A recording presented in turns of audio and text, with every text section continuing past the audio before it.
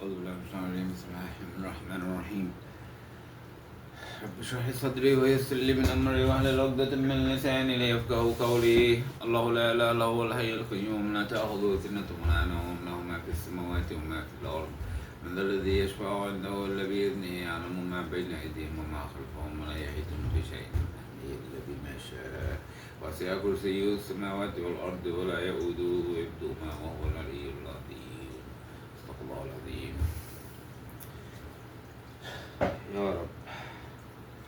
So I heard one sheikh, I can't believe I forgot his name. Astaghfirullah Azim. He's one of my favorite sheikhs. I just haven't used his name in so long. But he was talking about sometimes people attack you. He's a scholar of Islam. He says sometimes people attack you and try to destroy you.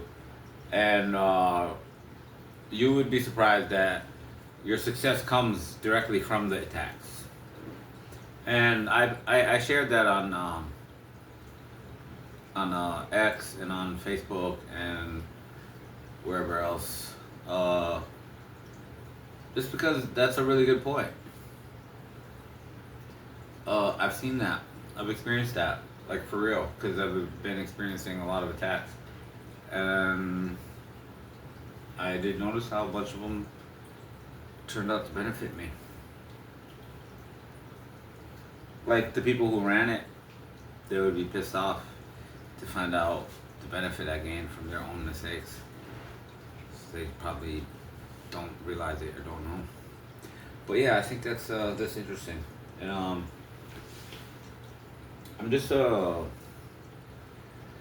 getting ready to do some advertising for my media stuff, but I'm always worried about what's gonna be the focus. And it's so weird that like I already have almost 3 or 4 years worth of like almost everyday videos, and I made multiple videos a day and then I deleted a bunch, and that's why I repeat a lot of words, because it's hard to keep track of what I kept and what's not kept. So you might hear stuff get repeated, or 2 videos talking about the exact same thing.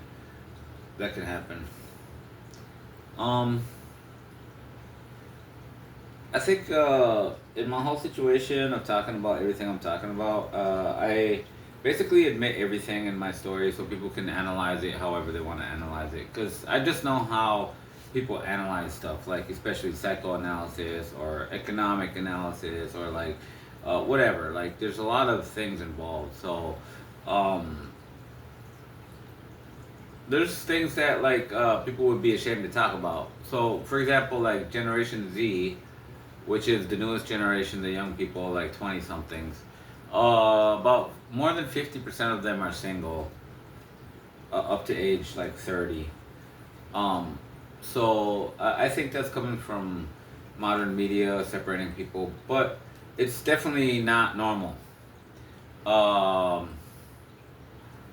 like if you go back a decade or two before that, um, it might be like 10%, only 10%. So now we're at more than 50%.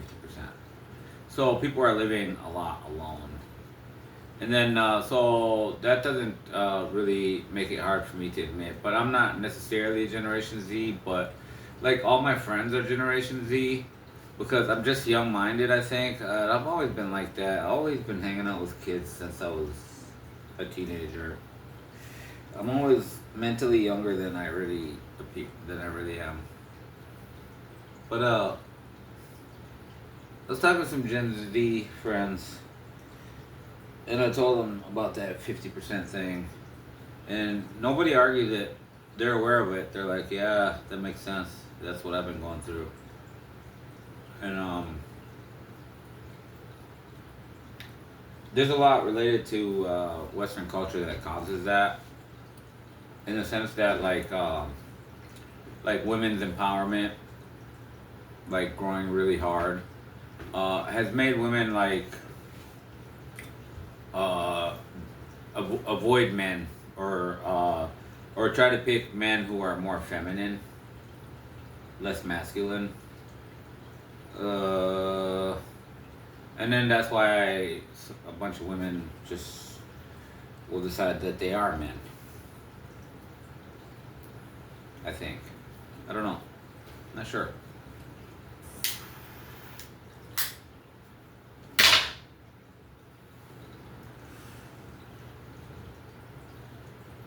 But one thing I talked to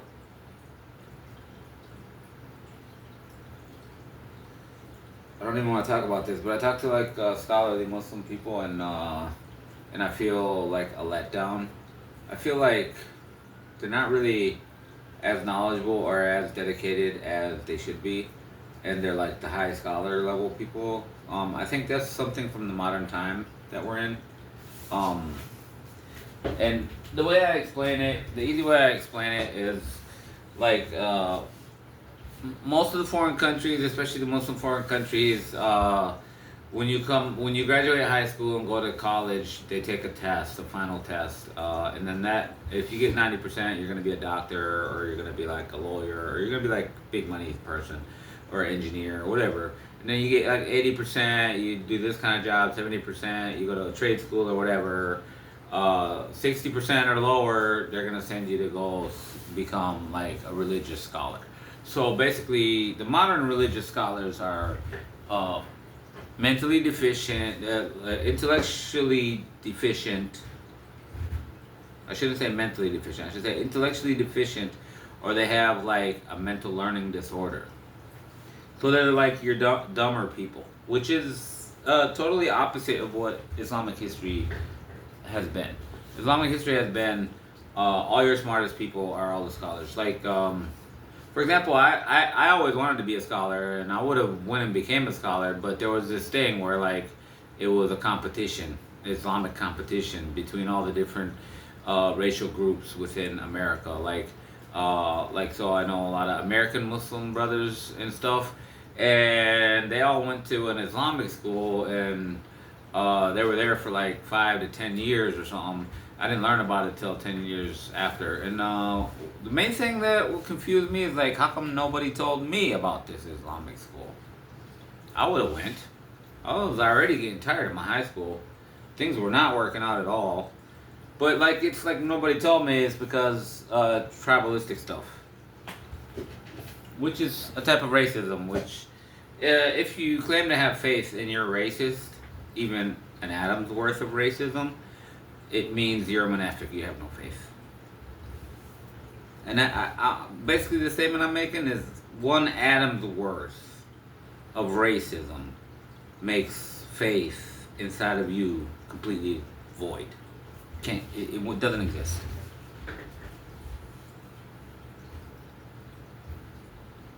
And people can watch other videos where I talk about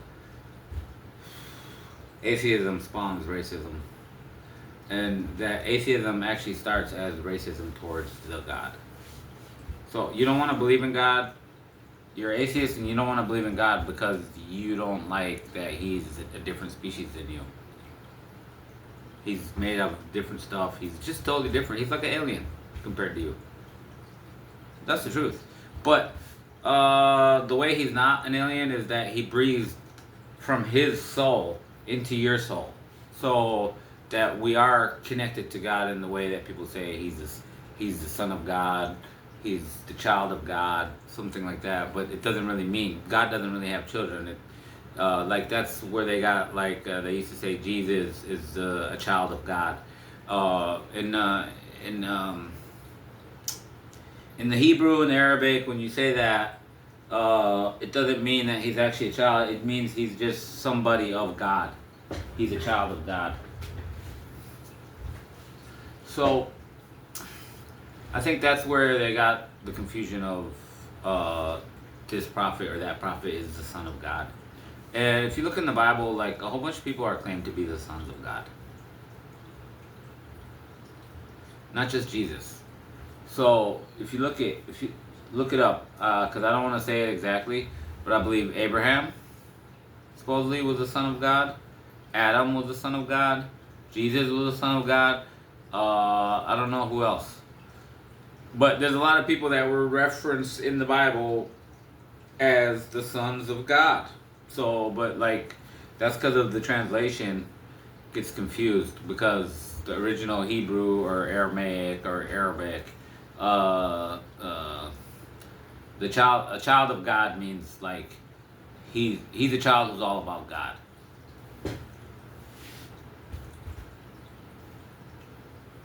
Like he likes God a lot.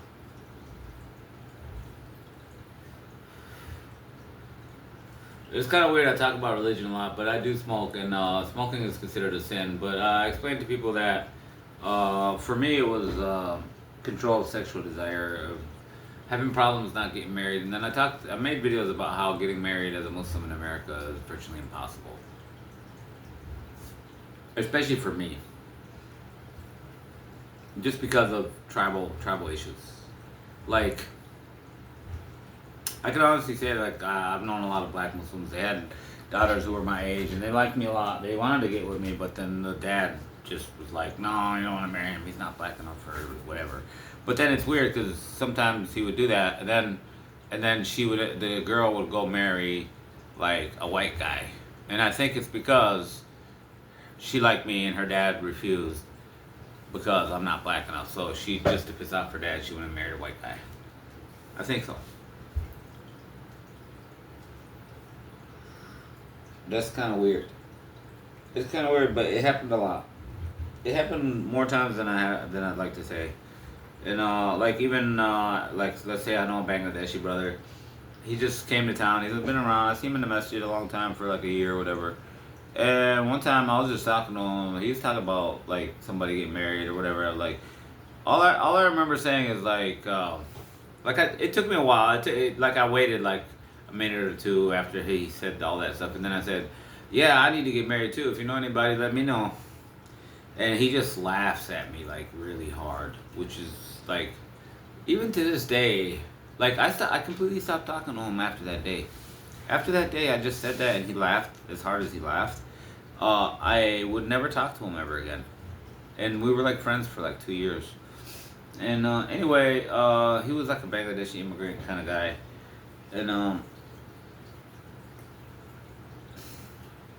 more related to that racism aspect is that I've been in the city working with all these brothers in this area all this time, but like I'm supposed to be like high rank old timer in this area in this mosque whatever, and then all of a sudden he just came from Bangladesh, like he's only been here like a year, and all of a sudden they got him telling me what to do. I'm like, well, he didn't do this all that. He just started doing this. I've been doing it like 20, 25, 30 years. Like, he just got here. I've been in this city forever. I know everybody in the city, and I know all the brothers. I know everybody. It's just racism.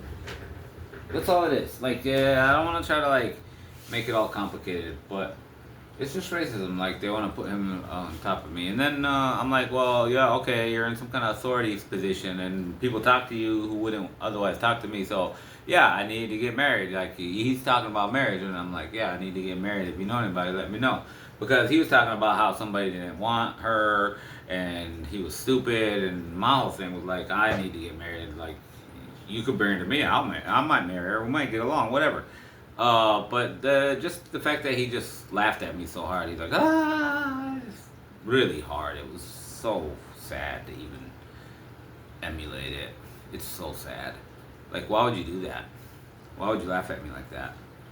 Like, what I would expect of a normal person is, I'd like to help you, but I don't know anybody. I can't help you, or I don't know anybody right now. I don't know whatever, like that girl's gone, but like in the future, if I meet somebody, I'll let her know, whatever, something, just some kind of nice word, fake word, whatever. But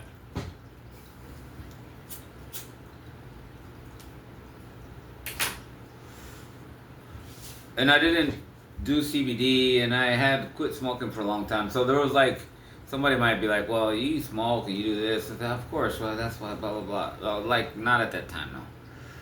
Like most of my life I quit. I just and I talked about how smoking affects a lot of Muslim men who have a hard time getting married, because it's a good way to control sex drive. That's the truth. And I'm 50 plus now, so I'm 50 years old right now. So that doesn't really bother me to be married or not. But the way I look at it is, so I have like one kid or two kids, whatever. I wanted them to have a brother or sister, stuff like that.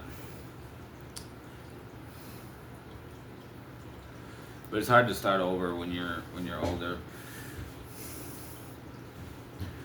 But anyway, that goes back to the discrimination type stuff, which I think is a common subject I talk about a lot. Uh, a lot of things a person would understand about my life require that you first understand that like uh, racism is like universal and nonstop, like from everybody, like from all people. Like that's why I say that if you understand the racism I go through, then you know that I have the worst case of racism in all of America, American history, in the sense that not only do like all those people over there, those radical white Christian people or whatever, or those radical white Nazis or whatever, I'm just making up names. I'm not saying that they did that bad to me or those people in particular. I'm just giving just random examples. Um, so there's a lot of discrimination, but then like mostly everybody who's experienced discrimination has their own people to go back to. And I learned that from listening to people who experienced that here in the United States, like the Native Americans and the blacks and stuff like that, and civil rights movements and all that. They said racism was really hard to deal with, hard to live through, but we made it because we had each other. We supported each other. So as soon as I heard that, instantly, as soon as I heard that, I instantly realized like my level of discrimination in the United States is historically the worst. Like it's worse than what the blacks went through, and it's worse than what the Native Americans went through. In the sense that, like when they said what we went through was hard and whatever and difficult, but we had each other, we supported each other, and right away when I heard that, I'm like, oh yeah, I went through that, but I didn't have anybody. Like even my own people were being what I call Islamophobic Muslims, and I gave it a name. I call it Islamophobia. So like for example, if I'm Egyptian, say, go hang out with the Egyptian people, go in the Egyptian mosque or whatever. But like right away, they already have this Islamophobia on me because I'm extra religious looking. Like I got a beard, and they have opinions of me being religious, and then people spread all kinds of bad rumors about how I'm really a bad person, and that's why I appear religious and I act religious is because I've done so many sins. And then they keep making up rumors about the sins I come up with. Like some of the people who do that are narcissists, and they make up the worst stuff. The worst stuff. Like I've repeated it in some videos. I don't want to ever repeat it anymore anyway, because it's just annoying. It's just them trying to prove that I'm a bad guy. They're doing what I call kala, but they're doing it for free, for their own narcissistic pleasure, basically. So it's not totally for free. They're getting something out of it, but it's not money. It's just the pleasure for their own egotistical brains that they can believe that they're better than me. But anyway, so yeah, the discrimination I went through in America is like the highest level, and that's why another central topic I talk about all the time is that Israel, like I just posted this today on X. I said basically Israel bankrupt the United States and the whole entire West. And the way they did that is at the end of 2023, they simultaneously tried to kill me and started the Gaza G side. I call it G side. G is in Gino. So Israel just assumed I was going to be dead. They started that G side at the same time they were trying to kill me. So they just believed that I'd be gone. And what people don't understand, if they succeeded in that, they did it in a way which would allow them to steal all my inventions relating to practical field theory, and then they would like dominate that, and then they would like forbid certain Arab nations from doing it, and then the Arab nations need it the most because one of the inventions is anti-gravity cities, which is gonna make all deserts into rainforests and filled with water and green and everything. And relating to that is another post I posted about 2 times the Prophet Muhammad talked about something in the future. And in my opinion, in my belief, I believe he thought about me when he said those 2 things. And the reason why, and I posted this on social media as well, but the reason why I think he thought about me when he talked about it, because he knew that something I do is what causes it.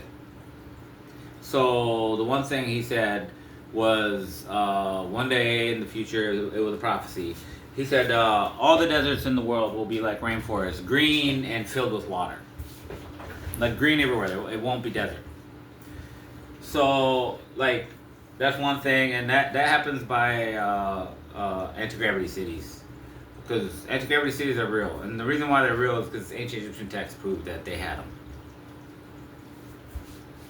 They had it, and they proved that my prediction is right, which I said that there's an anti-gravity city buried underneath the Sphinx, and I know how to raise it. Let's go raise it.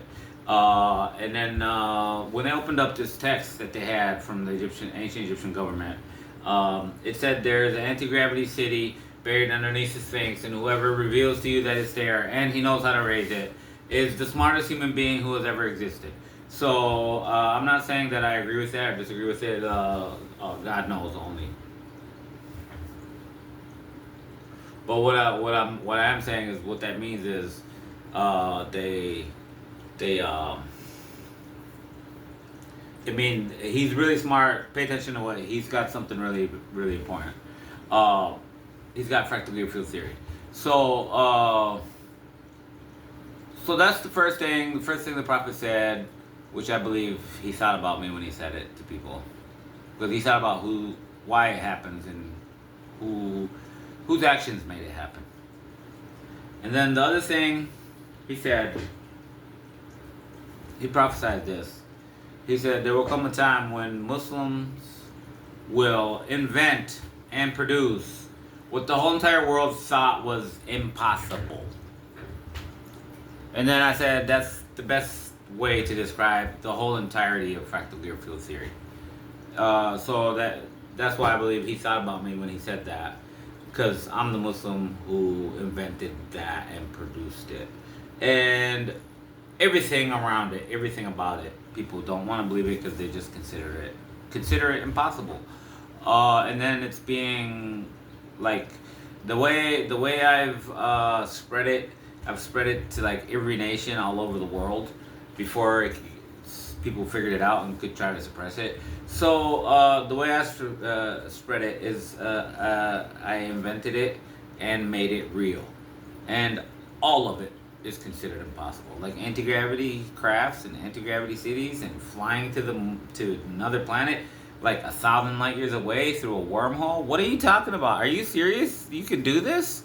What? What are you talking about? Yes, I know exactly how to do this. I figured it out, and I'm teaching people. And what I'm saying is, the big problem I find is like how I get not much communication. Like, even if a bunch of people didn't believe me, I should at least get criticism, talks, comments, stuff, whatever. Like I used to, like 15 years ago when I first started. I saw how it was. It was nothing like this.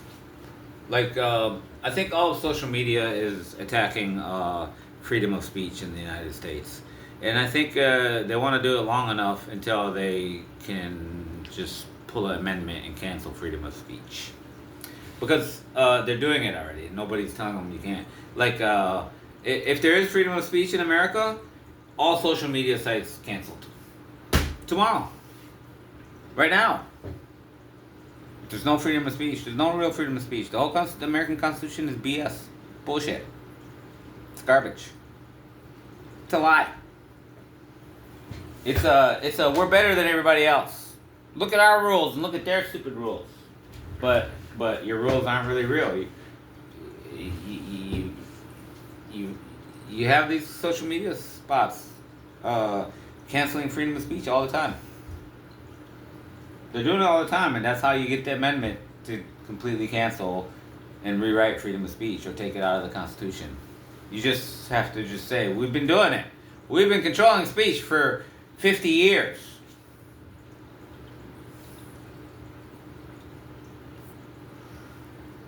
That's the reality. So if that's the reality, the primary objective of social media could be to control the laws. Like for example, Google is considered like a monopoly, like multiple different monopolies. How are they going to fix that? They're going to cancel Google, or they're going to cancel the laws. They'll cancel the laws. They'll get rid of the anti-monopoly laws, and they'll rid of all that stuff because Google would just go to court and say, "We've been a monopoly for 50 years, 100 years. You can't just tell us to stop now. You just have to change the law. Your laws don't work." That's the secret objectives I find in the internet stuff all happening all the time. Like social media, the antisocial. It makes people become antisocial and not communicate and not talk. And if you think about it, if a government wants to control a population, that's what you want. You want to make everybody antisocial. But that way you can easily control them and they can't really figure out what's really going on. Like even if they figure out what's going on, they never really work together. Like everybody can have knowledge of tons of conspiracies, but no, they're never gonna work together to try to stop it. That's what people don't get because you become antisocial with what they call social media, and they gave it the wrong name. It shouldn't be called social media. It should be called anti-social media. If you know what God spoke, you would know that all the stuff you do and say and show on social media brings the evil eye, and it creates antisocial stuff like you try to make your life look awesome and great. It really ain't really like that. People know it, but when they see it, they get jealous, and then that puts the evil eye on you, which is like they can just start becoming your enemies because you make too many fake pictures to make your life look super awesome. And then it doesn't like make people like you, it just makes people hate you more. That's kind of like getting rich is not as awesome as everybody thinks it is. Like you think you're gonna get rich and everybody's gonna like you and want to be your friend, but the reality is that's because they want money from you, and then you have more and more people you have to deal with that need money all the time, and they keep coming to you more and more because you're rich. And then so being rich is not all that great, and like tons and tons of rich people have made podcasts on social media talking about how they wish they were poor, and a lot of them died and they said I wish I wasn't a king, I wish I wasn't so famous, I wish I could have just lived a normal life. Like they write that on their tombstone sometimes. I mean, nobody knows the cost of the life they live. Nobody knows the cost of being rich. It's not that fantastic. There's many people who live wealthy lives, and on their tombstone they say, "Oh, like I wish I could have just lived a poor life. I wish I could have been a slave. I wish I could have been just a normal, regular like factory worker. I wish this. I wish that." And they write it on their tombstone like they felt it for so long, their whole entire life. Like being famous and having all eyes on you all the time is not so great. And having more money than everybody is not so great either, because that just creates more and more people who depend on you. That's what it is. I think us humans, we're just totally oblivious to a lot of stuff. We're just totally unaware. That might be why I'm so much into psychoanalysis stuff. I like psychology, psychoanalysis stuff. It clarifies a lot of things that are like often unclear. I do psychoanalysis all the time.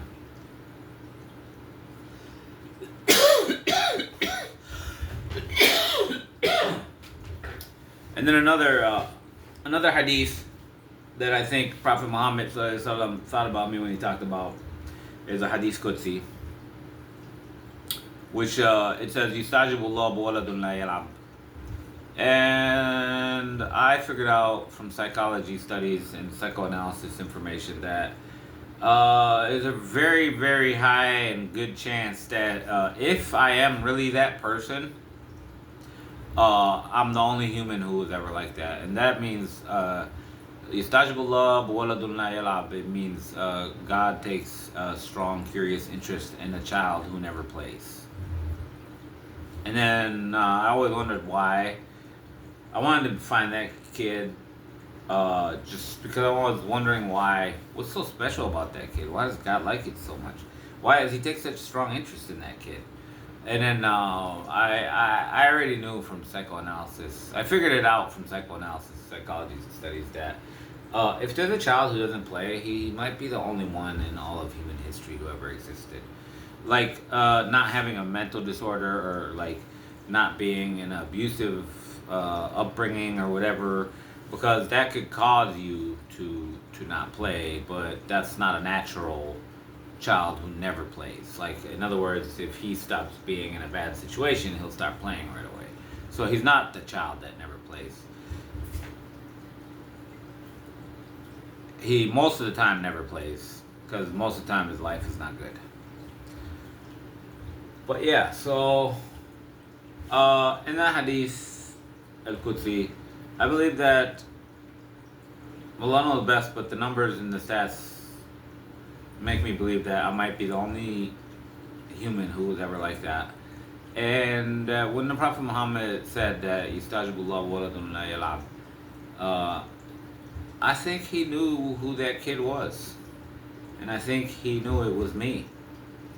So like when he said that Hadith Qudsi, he thought about me because he knew it was talking about me. That's what I think. And for how long I've been attached, I'm trying to find that kid. For almost 4 decades. It just goes to show how much I knew that was really me. And I wanted it so bad not to just be me. Like, I wanted to find another kid so I could say, see, it's not just me. Oh, there's another kid that's like that. But I searched enough and I studied enough to figure out it might be only me in all of human history. It probably, the better way to say that, it probably is only me in all of human history. And then a child who never plays is a child who's always learning, studying, teaching.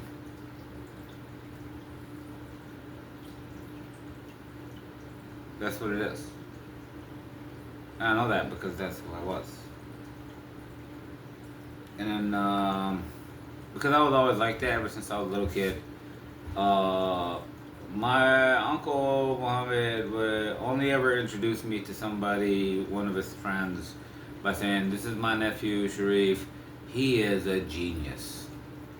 He introduced me to all his friends like that. And I told him I won like the secret Nobel Prize, which is more than $10 million.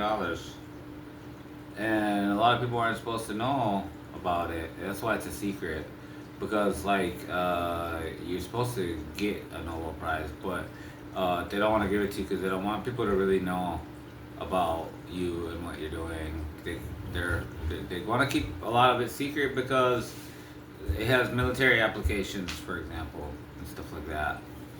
So yeah, I told my uncle I won that, and he was happy about it. He wanted to talk to me and stuff, so I gotta call him and say what's up.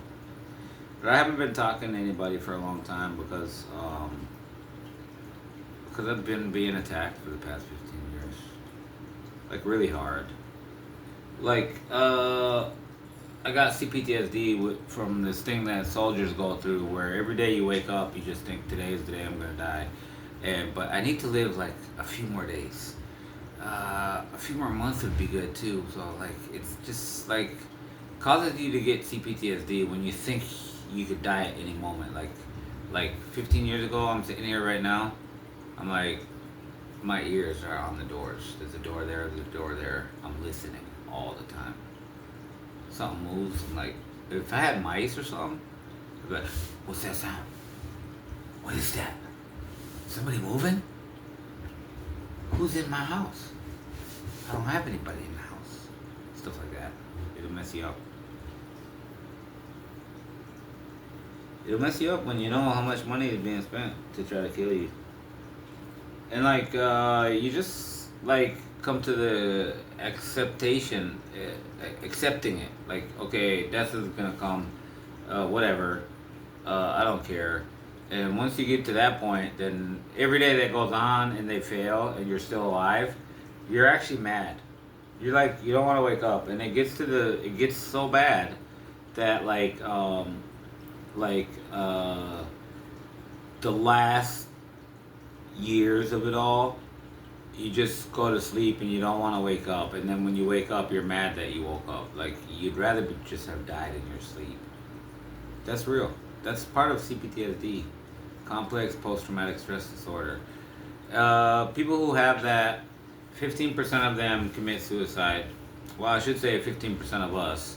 That's why I say them, because I don't want to, like, I don't even like admitting that I have it. I don't even like that I have it. So I just say them.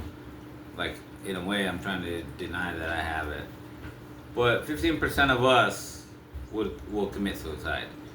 And another 15% will murder somebody. So there's like 1 in 3 chance that they're gonna kill themselves or kill somebody. That's why doctors say if you know somebody who has CPTSD, you should avoid being their friend. Avoid it. I'm serious. My therapist already revealed that to me. He said, we tell people, we teach people, like, if they know you and you have CPTSD, that they should avoid you and not be your friend.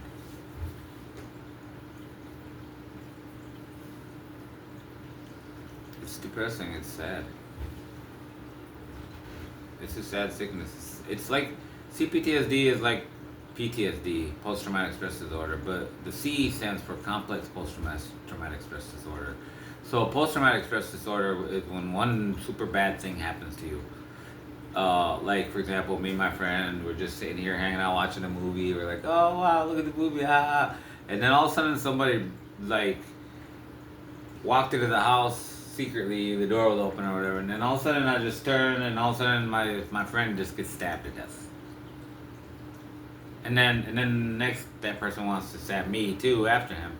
So then I fight and escape or whatever. But I'll have PTSD for the rest of my life. So, but then CPTSD, complex post-traumatic stress disorder, is like, that happens to you every day. Every day one of your best friends gets stabbed to death. Or multiple times a day one of your best friends gets stabbed to death. For a long time. For like 15 years. And there's no healing from it. And then my therapist said that it's possible that I might. My therapist, who's a PhD, and all his teachers and students and everybody that is involved in his practice, they all agree and they all think that I might have the worst case of CPTSD that there ever was. And the proof of that is like some of the stuff I said, but like one of the proofs of it that a lot of people don't understand, that they just think like I'm crazy, which CPTSD is a mental disorder, so it's kind of some type of crazy. People think it's crazy when I tell them like I cry every day, multiple times a day. They think something's wrong with me. Well, yeah, there's something wrong with me. I'm telling you what it is. It's called CPTSD. And like, that's why I smoke the CBD. That's just so I can eat and not die from starvation. And so I can sleep and not die of mental damage. That's real talk. I spend like $1,000 a day. It doesn't get me high. CBD doesn't get you high. It just allows me to eat and go to sleep. I'm starting to look sad just talking about it.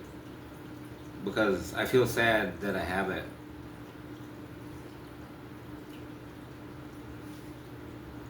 That's why a lot of days I didn't really care about continuing to live. I already knew there's something wrong with me. I didn't know what it was until I got divorced and went to a therapist, started talking to him, and we figured out I have CPTSD. But I was the one who brought it up because I study psychology and psychoanalysis stuff all the time, and I watched a video. It says 12 signs, 12 symptoms of CPTSD. And I was like, what is that? What is CPTSD? Like, let me see what these symptoms are. And I'm watching it and I'm like, oh, I got that. Number 1. Number 2, I got that. Number 3. Number 4. Number 5.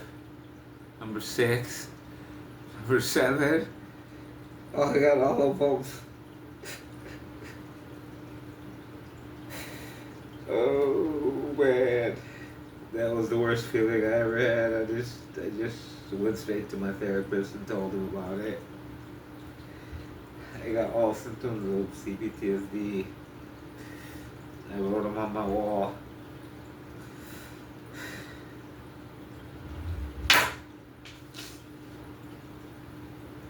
That might be why I have problems crying a lot too.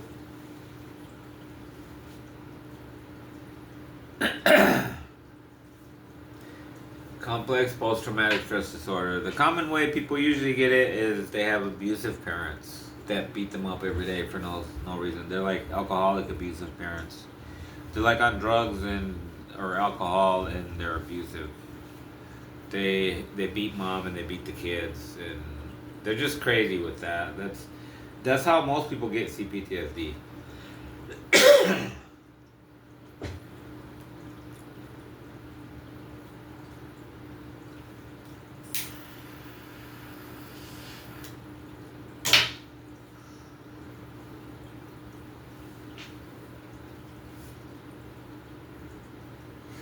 And so now people can understand why a lot of times when I go to sleep, I prefer just not to wake up because I know I have to deal with that sickness for the rest of my life. One time it happened to me, psychologist told me some stuff and I just didn't believe him. Like he said there's a 15% chance you're gonna kill somebody. I said, what? Really? So what should I do? Not have any friends? But like, that's when I started thinking, I don't even think I have this sickness. I don't think I would ever do that. And then one time I was working with this young kid. He was like 22, 23. And he was just helping me do some stuff. And I was giving him some money. And at the end of it all, he was just joking around, I think. He basically said, something like we were talking about what if this happened, what if that happened, and he said something, and then he said it seriously, like, "Oh man, I would just kill you." That's what he said. As soon as he said that, something happened to me. Something happened that the therapist told me about. So what happened was, when I heard him say that, my first instinct, because I have CPTSD, is to kill him now. He sounds serious to me. I don't know if he's just joking as a young kid or if he's serious. And I grabbed a knife and I was actually gonna stab him. I was gonna and I did do that, but out of my own right mind, I stabbed right, like he's sitting next to me in the car, I stabbed right next to his shoulder, like if I would have moved an inch, I would have stabbed him in the shoulder. 2 inches, I would have stabbed him in the heart. And I know that. And so I commanded him right away to get out of the car and leave. I basically threw him out of the car. And I just drove away. That's it. But that was the first time I ever experienced what my therapist told me I have. That was the first time I always thought that wouldn't be me. I wouldn't do that. Why would I kill people? What? What are you talking about?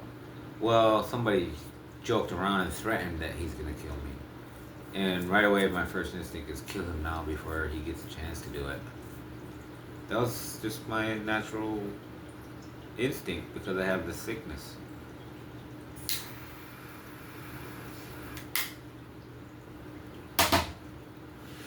So then, in regards to that, I started deciding just to be alone as much as possible.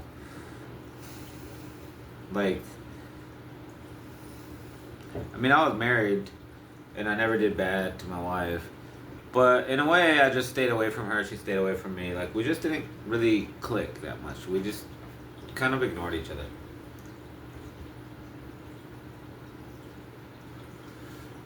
So that helped. Like, if we didn't ignore each other, it might have been worse. But now that I know I have this sickness and I take this medicine, that's why I take the CBD. That keeps me like from bugging out and doing something stupid that I'll regret. It also allows me to eat and sleep. Like I told some people some stuff that they just don't believe. Like, I only eat like this much in a week. In one whole entire week. Like my fridge is filled with food and it never moves and it just gets rotten inside the fridge. And then I told somebody I haven't slept in 15 years. Because when you have PTSD, you have problems with sleep and eat. And I told people I didn't sleep in a whole entire 15 years. And like almost everybody thinks that's impossible. That's crazy. Like, if I tell people sometimes, like I was in jail one time, I was talking to the therapist guy, I told him I ain't slept in 15 years, I got a problem. And then he just goes and tells the court that I'm crazy. I'm not lying, I'm telling you the truth. I don't know how it works. Like, according to everything I know about medicine and biology and everything, I shouldn't even be alive. I shouldn't be able to live like that. Like, how am I living like that? Like, I keep wondering about it. I keep trying to make myself go to sleep. Like, I even quit coffee super early. Like after 3 p.m., no more coffee, or whatever. Like,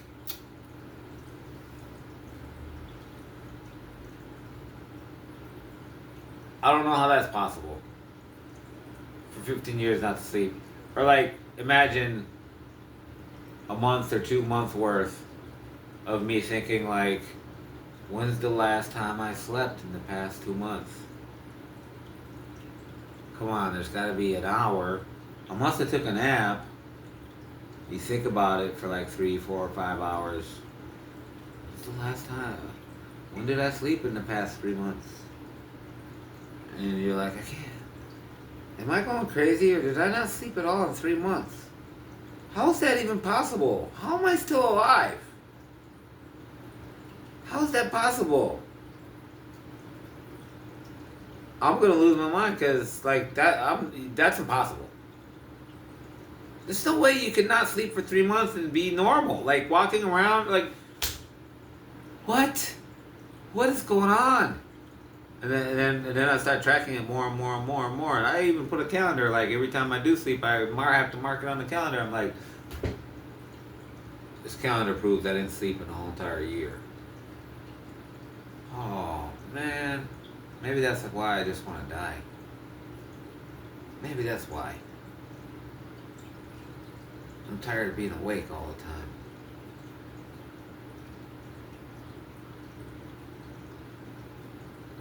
But the main thing that confuses me is how am I so healthy and how am I not dead? When I almost never eat and almost never sleep. How is this happening? That's what I go through. How am I doing this? Like forever, even till now. But now I got this medication, I take it. I spend a lot of money on it just so I could sleep and eat.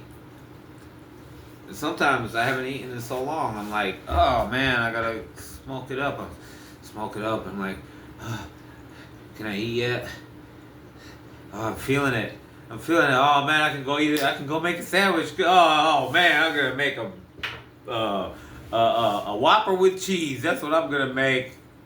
With salad and tomatoes and like whatever. It's gonna be all big. I'll eat half of it and stop. And then like I'm I'm like super full right away. Like, what? How is this possible? Like, I should be hungry enough to eat like 10 of these. What? I don't get it. There's some stuff in life that's just almost impossible to figure out. I told somebody, a therapist person in jail, about this, and then he looked at me like I'm crazy, and I'm like, right away, I'm like, don't think it's crazy because there have been prophets who almost never slept or never ate. They only just pretended to sleep and eat, just so that people don't try to copy them and ruin themselves. Like the Prophet Muhammad and other prophets. And there's living ones from the Buddhists and the Hindus today that don't eat or sleep. And then he instantly asked me, like, "Oh, you think you're a prophet?" I'm like, "No. There's no prophets after Muhammad. That's my faith." But I'm just saying it's possible because there are religious people from the past and from now who actually don't eat and don't sleep. So it's possible. I can't explain how it happens, but it happens. But like, I can just be totally honest about my life story and tell everything about my life, and people just wanna think I'm crazy because the stories sound like too crazy to be real. Like, that's impossible. There's no way. Like $150 billion spent to kill me, and I'm still alive over 15 years. That sounds impossible, and I know it sounds impossible. That's why I don't like saying it. I know it sounds impossible. I know it sounds crazy. That's what proves that I'm not crazy and I'm just saying some crazy stuff. Because when you say crazy stuff, you think it's not crazy. Whenever you say something crazy, you think that's totally normal. That's totally normal. Why would anybody think that's crazy? That's just like normal. Oh yeah, I can fly like a bird. Right now, watch. Why would people think that's crazy? Look, I'm flying right now. Crazy stuff.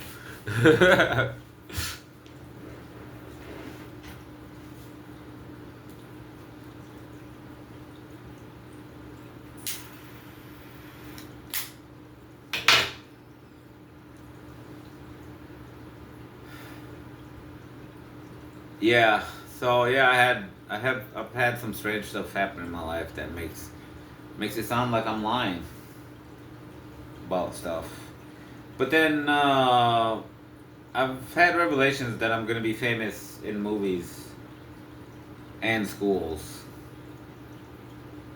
or I'm gonna be famous in movies that are in like schools and entertainment.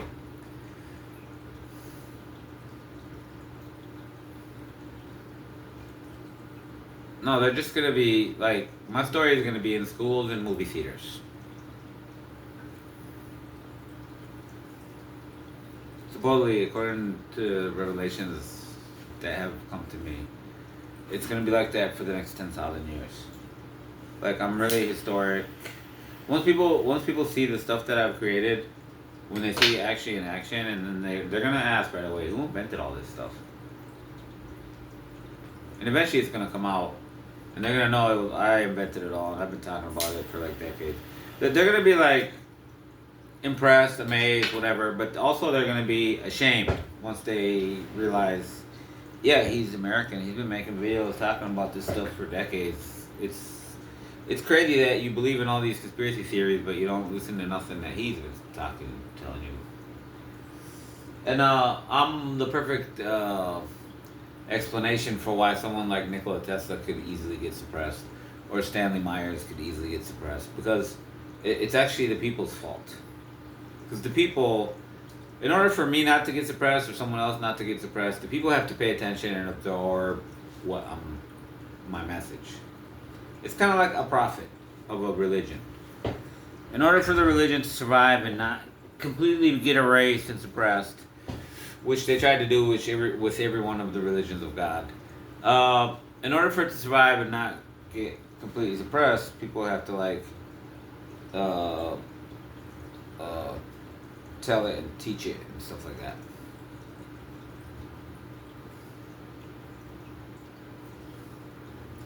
Anyway, that's it. Bye bye.